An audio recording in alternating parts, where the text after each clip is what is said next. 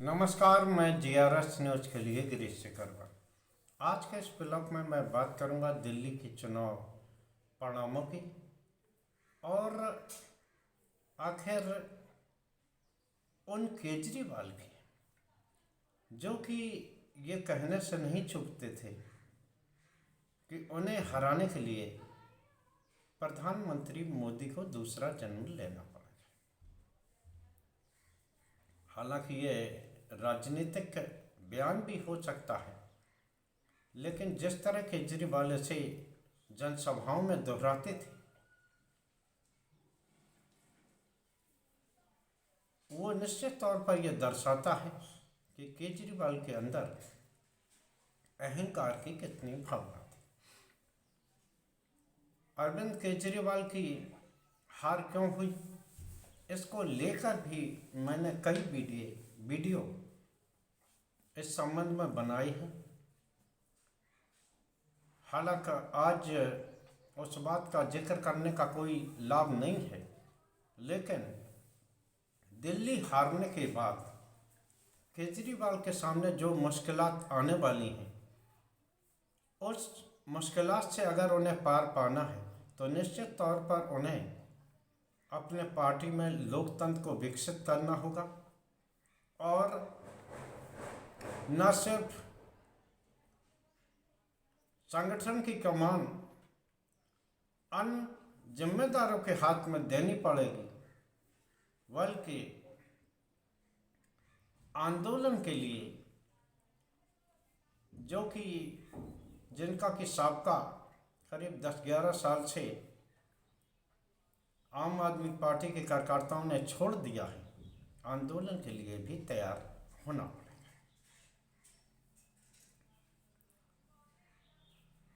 आम आदमी पार्टी की सीटों के हिसाब से बहुत पराजय हुई है और भारतीय जनता पार्टी ने अपने वोटों को करीब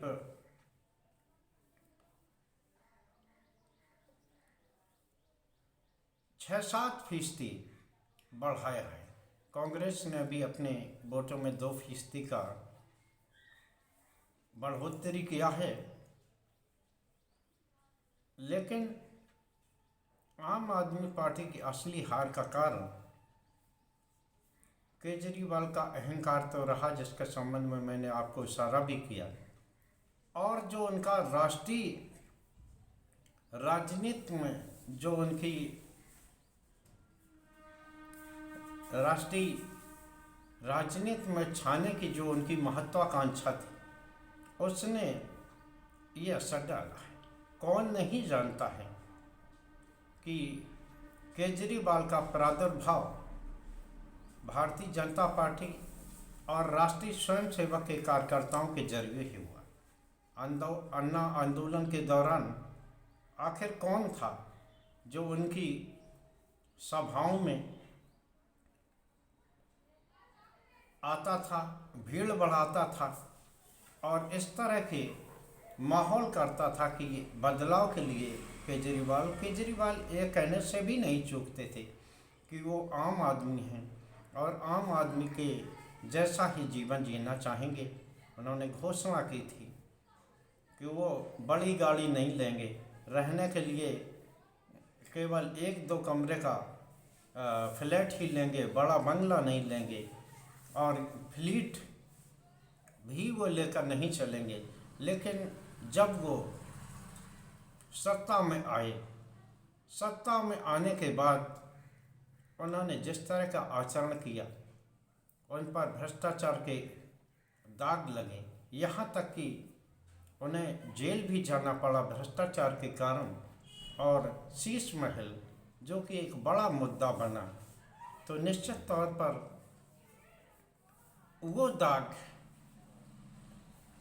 पूरे चुनाव भर वो धो नहीं पाए।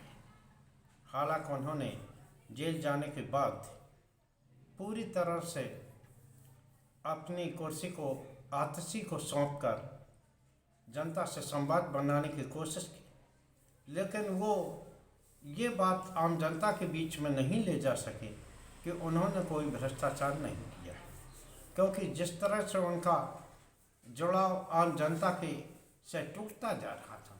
पहले वो कोई भी निर्णय लेने से पहले आम जनता के बीच, यहाँ तक कि मोहल्ला में बैठकर करके लेते थे, लेकिन सत्ता में आने के बाद उन्होंने धीरे धीरे इस क्रम को बंद कर लिया। जनता दरबार के क्रम को बंद हो गया और वो भी दिल्ली से ज़्यादा अन्य प्रदेशों में और राष्ट्रीय राजनीति के में अपना समय गुजारने लगे। निश्चित तौर पर किसी भी दल को ये अधिकार है कि वो अपना जनाधार बढ़ाए, अपने दल को बढ़ाए, लेकिन जिस प्रकार केजरीवाल की महत्वाकांक्षा प्रधानमंत्री तक को चैलेंज देने के अवसर पर आ गई, वो इस स्तर तक उतर गई कि वो अपने विधानसभा का उपयोग प्रधानमंत्री पर पलटवार के लिए करने लगे। तब से स्थितियां बदल गई। आप सभी लोग जानते हैं कि जो केजरीवाल दूसरों को भारतीय जनता पार्टी की बी टीम बताते थे, और ये कहने से नहीं कि ये बेईमान है, यहाँ तक कि राहुल गांधी को भी उन्होंने भ्रष्टाचार के तीसरे बड़े भ्रष्टाचारी के रूप में रखा था। यहाँ तक कि दिल्ली चुनाव के दौरान राहुल गांधी का एक पोस्टर भी जारी किया, जो इस चुनाव में उनके लिए खतरनाक साबित हुआ। आप सभी लोग जानते हैं, कांग्रेस के कार्यकर्ता भले ही सड़कों पर चल रहे हों, लेकिन राहुल गांधी और प्रियंका गांधी कितनी देर से चुनाव मैदान में आई। दिल्ली के चुनाव के बाद वो वहाँ पर मऊ में रैली करने निकल गई, लेकिन केजरीवाल के वार पलटवार से उनके मजबूरी हो गई कि वो दिल्ली में आएँ और दिल्ली में आकर चुनाव प्रचार में लगें, और वही हुआ जिसका कि अंदेशा सभी लोग जता रहे थे। कांग्रेस ने मजबूती से चुनाव लड़ा, भले ही उसके हाथ में एक भी सीट नहीं आई, लेकिन करीब 15-16 सीटें ऐसी रहीं जिसके कारण आम आदमी पार्टी को सत्ता से बाहर जाना पड़ा। खुद केजरीवाल जिस सीट पे हारे हैं, उससे ज़्यादा वोट संदीप दीक्षित को मिले हैं। कई ऐसी सीटें हैं जिन पर कि चाहे संगम बिहार की सीट हो या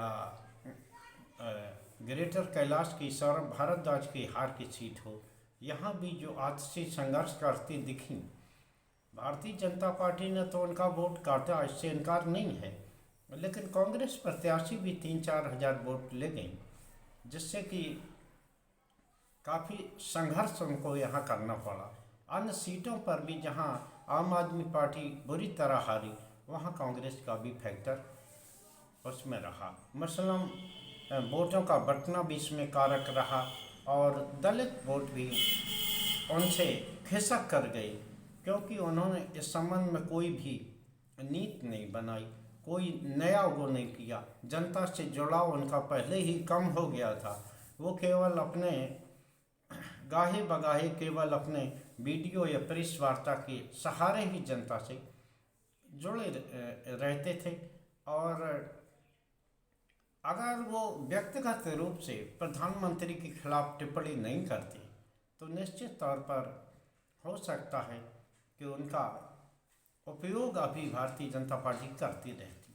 भारतीय जनता पार्टी ने आम आदमी पार्टी का उपयोग कांग्रेस पार्टी को कमज़ोर करने के लिए उनके राज्यों में किया, इससे कोई इनकार नहीं। गोवा हो, हरियाणा हो, महाराष्ट्र हो, मध्य प्रदेश हो, जहाँ जहाँ भी कोई आधार आम आदमी पार्टी का नहीं था, यहाँ तक कि हिमाचल वो लड़ने पहुँच गए थे, लेकिन हिमाचल में चुनाव परिणाम मन मुताबिक नहीं रहा, वहाँ भारतीय जनता पार्टी की हार हुई। लेकिन खुद वह बी टीम के रूप में काम कर रहे थे, लेकिन अन्य दलों को वो भाजपा की बी टीम बताते थे। जब उन्होंने प्रधानमंत्री पर व्यक्तिगत वार करना शुरू किया, तब प्रधानमंत्री ने उनको टारगेट पे लिया, और ये परिणाम सामने है कि अरविंद केजरीवाल सत्ता से बाहर हो गए। उस दिल्ली से दिल्ली मॉडल का बखान करते ही वो अन्य राज्यों में चुनाव लड़ने के लिए जाते हैं।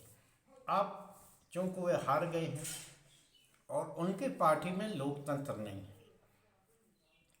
खुद अरविंद केजरीवाल ही पार्टी के सर्वेसर्वा हैं।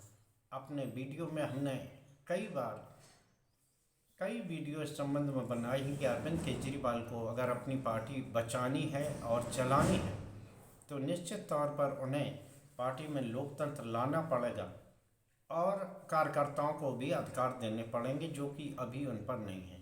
तभी आसान रहा उन्हें सब ताकत अरविंद केजरीवाल पे थी। जब भारतीय जनता पार्टी ने उन्हें टारगेट किया, चूँकि अरविंद केजरीवाल ने कोई अपने बराबर कोई किसी को पनपने नहीं दिया, यहाँ तक कि जो लोग पार्टी खड़ा करने में उनके साथ आए थे उनको भी धीरे धीरे एक करके किनारे लगा दिया।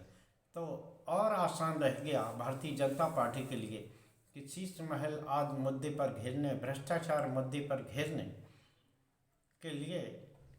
और जो शराब घोटाला है वो इस प्रकार चस्पा हुआ कि उसने न सिर्फ आम आदमी को सत्ता से बाहर कर दिया है बल्कि अरविंद केजरीवाल की भावी राजनीति पर भी ग्रहण लगा दिया है।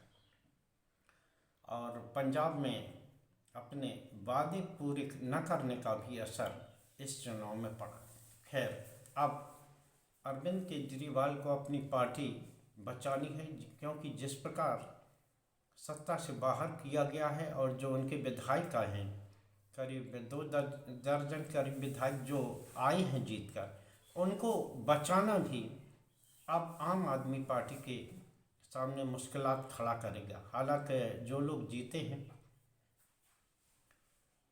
वो है, लेकिन केजरीवाल के हारने के बाद अब ऐसा न हो कि पार्टी के अंदर भी उनके नेतृत्व को लेकर सवाल उठें और वो कहीं अभी भारतीय जनता पार्टी का दमन चक्र चलेगा। वो जमानत पे हैं और भी मामले उनके खिलाफ शुरू होंगे। जिस प्रकार उन्होंने हरियाणा सरकार पर पानी में जहर मिलाने का आरोप लगाया, जिस प्रकार उन्होंने अपने विधायकों को 15 करोड़ देने का ऑफर बात कही और जिस प्रकार उन्होंने तमाम तरह के आरोप लगाए, उन आरोपों पर अब एजेंसियां आगे बढ़ेंगी और निश्चित तौर पर उन्हें परेशान करने की कोशिश होगी। अब इसका केवल एक ही उपाय है, आम आदमी पार्टी सभी लोगों को बिठालकर सहेजे और कार्यकर्ताओं को जो उन्होंने छोड़ दिया है, आंदोलन जिसके जड़ से वो आए थे, अगर उसी दिशा में बढ़ें तो निश्चित दिशा पर आम आदमी पार्टी के बचाव हो सकता है। नहीं तो हम सभी लोग आम आदमी पार्टी को, उस पार्टी को जो कि राजनीति को बदलने की दिशा में आई थी और खुद भी उसी राजनीति के कालिख में धंस गई, उसे जल्दी ही खत्म होता देखेंगे। आज के ब्लॉग में बस इतना ही। जय हिंद, जय भारत। कल फिर किसी मुद्दे के साथ आपके समक्ष आऊँगा। तब तक जय हिंद।